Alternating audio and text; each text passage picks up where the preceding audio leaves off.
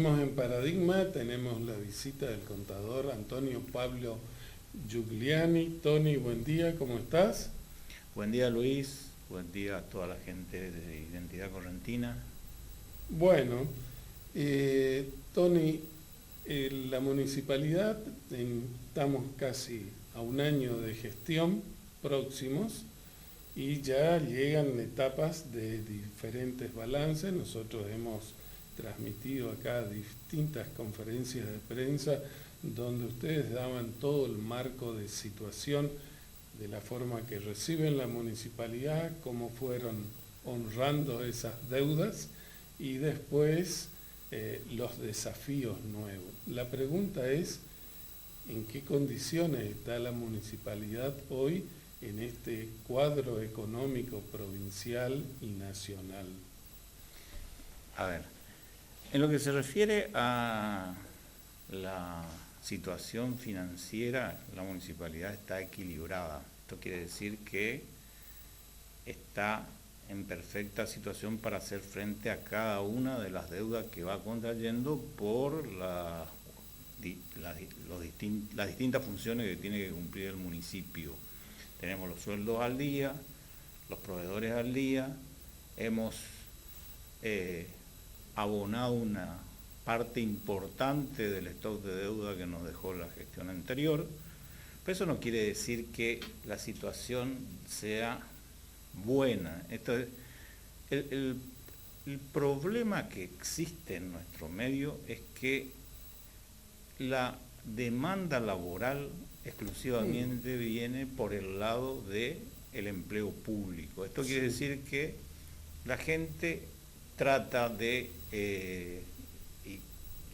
porque no tiene otra alternativa, ¿no es cierto?, de hacer frente a las obligaciones diarias que tienen de poder comer, vestirse y demás, con un empleo público. Esto en el país colapsó. Esto lo que significa, digamos, desde el comienzo de la administración de Macri, los sucesivos envíos que le tuvo que hacer a las provincias y a los municipios por disposición de la Corte Suprema de Justicia de la Nación y además por voluntad propia, desfinanciaron el Estado Nacional, lo pusieron en una situación de crisis que llevó a un tremendo ajuste devaluatorio como el que tuvimos, un dólar de 17 pesos que ahora lo tenemos cercano a los 38 pesos, y eso impide que el sector público absorba esa mano de obra. El sector público nacional, el sector público provincial y el sector público municipal en todo el país se encuentra agobiado.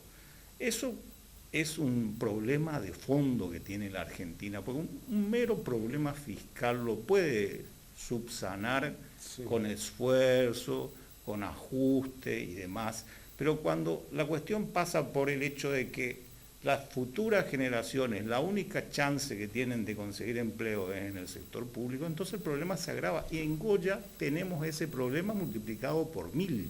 Esa es la realidad. Sí, entiendo. La estructura del Estado históricamente estuvo sobredimensionada en la Argentina. Más allá de todo el esquema de los planes, que es un mundo aparte, es otra cuestión, viene la del empleo público y en la forma que durante, entre comillas, la década ganada, se incrementó toda la infraestructura del Estado en lugares que no son claves para el funcionamiento. Vamos a un caso práctico. Si vos me decís, vamos a incorporar en la municipalidad 10 personas que van a estar trabajando en la limpieza de cunetas, en el barrido de calle, en la recolección de residuos, en esas tareas que son imprescindibles para la comunidad, yo te digo, bueno, vale el esfuerzo. Así es. Lo que pasa es que tenés en un área administrativa o de todos otros sectores un montón de otra gente que no es estratégica como esa. Así es, o sea, esa situación se genera por varios factores. Uno de los factores más importantes es que la capacitación de nuestra gente no está en orden a las necesidades que va marcando actualmente el mercado laboral, que le puede llegar a dar un empleo sustentable. O sea, en definitiva, ante la complejidad de la situación y lo agobiante que resulta para quienes se encuentran en esta etapa, en esta situación, es conseguir el trabajo que fuere, con la remuneración que fuere, sin tener un mínimo de capacitación para poder desarrollar medianamente un trabajo que actualmente sea útil y necesario. Pues convengamos lo siguiente, la tecnología, el avance tecnológico quemó una cantidad de puestos de trabajo que antes eran imprescindibles y que ahora no lo son, así de sencillo. Esto que tenía que haber sido por la propia actividad educativa subsanado como problema para el mercado de empleo, no lo está haciendo con la celeridad necesaria, porque la tecnología viene en jumbo y la educación aporta elementos, pero en carretilla, a ese ritmo de velocidades. Y obviamente que en esa transición tenés un problemón social gravísimo que el Estado en definitiva tiene que terminar inmiscuyéndose, porque el desorden social que se puede llegar a generar si esto no es atendido es de magnitud. Ahora vamos a otro plano. Olvídate que sos secretario de Hacienda Municipal y sos el contador Giuliani y estás teniendo un paquete de clientes, pequeños empresarios, empresas medianas, pymes, la pequeña boutique. Ese comerciante que una vez que lo registra la AFIP entró como responsable inscripto y está en la municipalidad, en renta, en AFIP, y tiene que abrir su negocio cada mañana. Necesitaría 3 empleados para que funcione bien.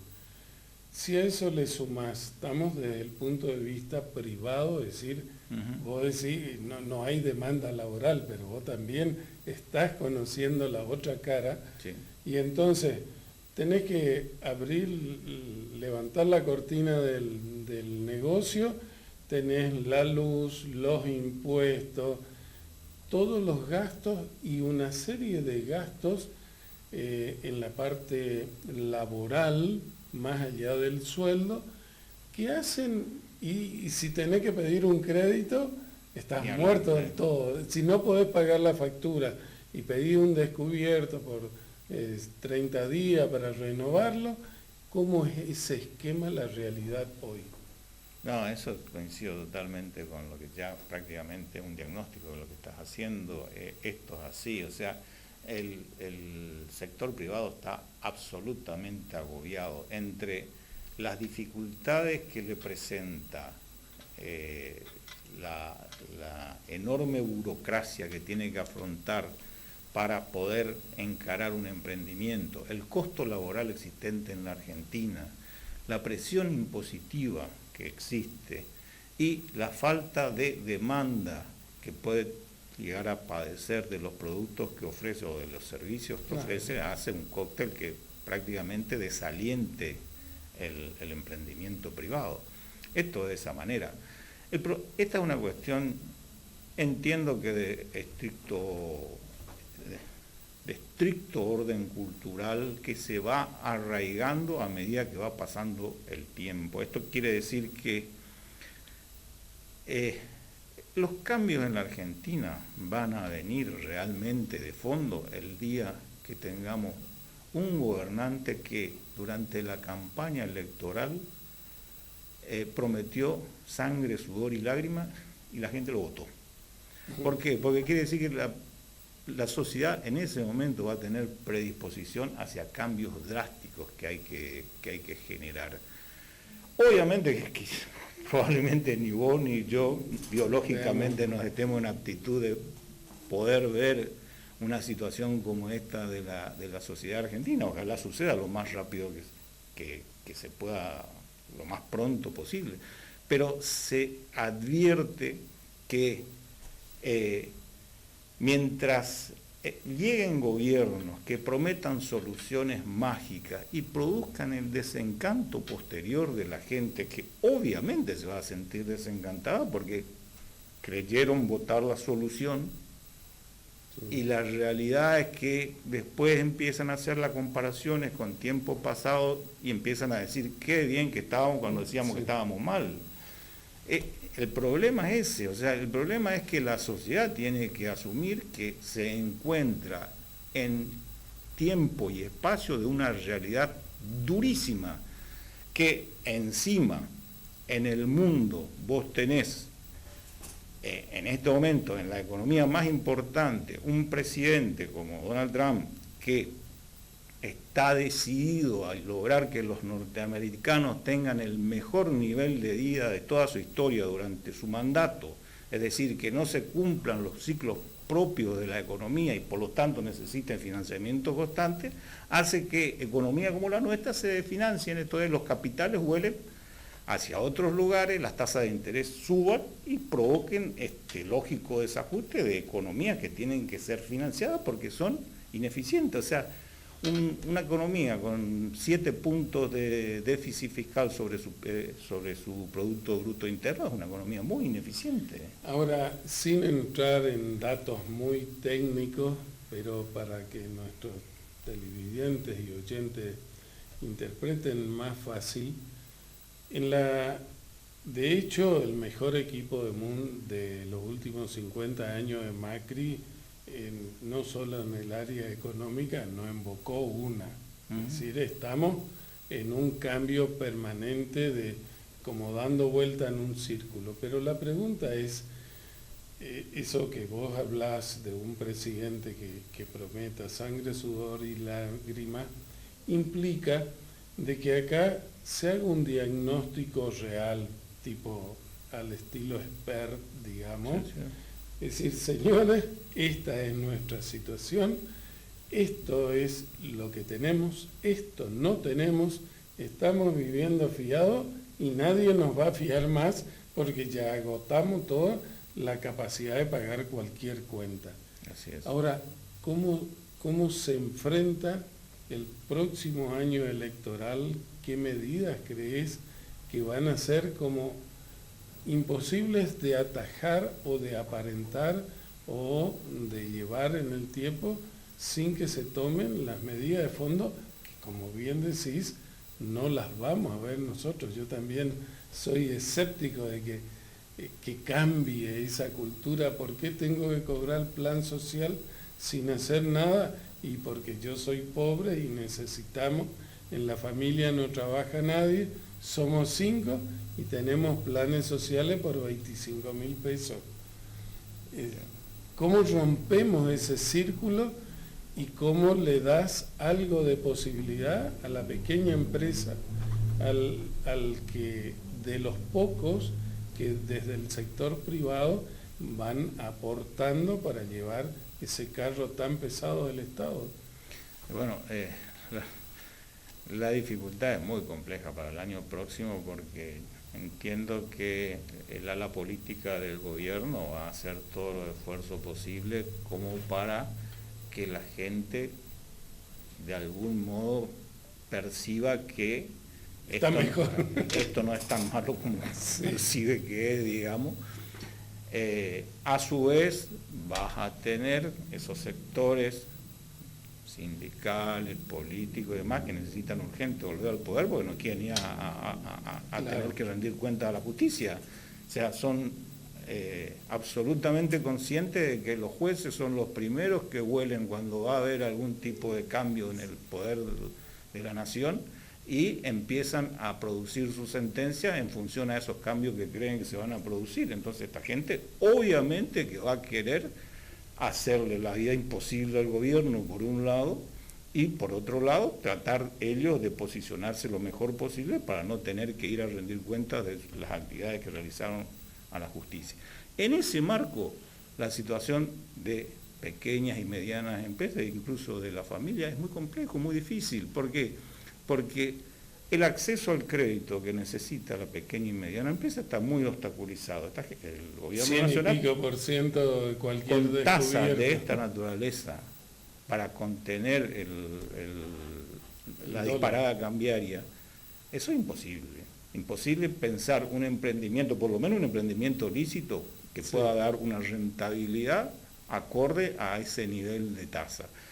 Y por otra parte tenés que prácticamente el esquema de normativa laboral y de normativa impositiva no se modificó sustancialmente. O sea, tenés el mismo corset con el que se enfrentaba el pequeño y mediano empresario al inicio de la gestión de Macri, este hombre que creo que tuvo la voluntad de producirlo, esos cambios no lo pudo llevar adelante a fuerza de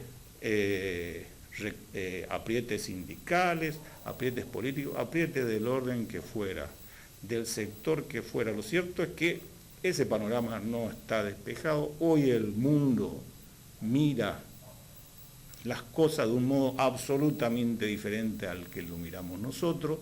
El mundo está en ganar mercados, el mundo está en ser cada vez más competitivo. La guerra de divisas consiste justamente en al revés de lo que nosotros estamos llevando adelante.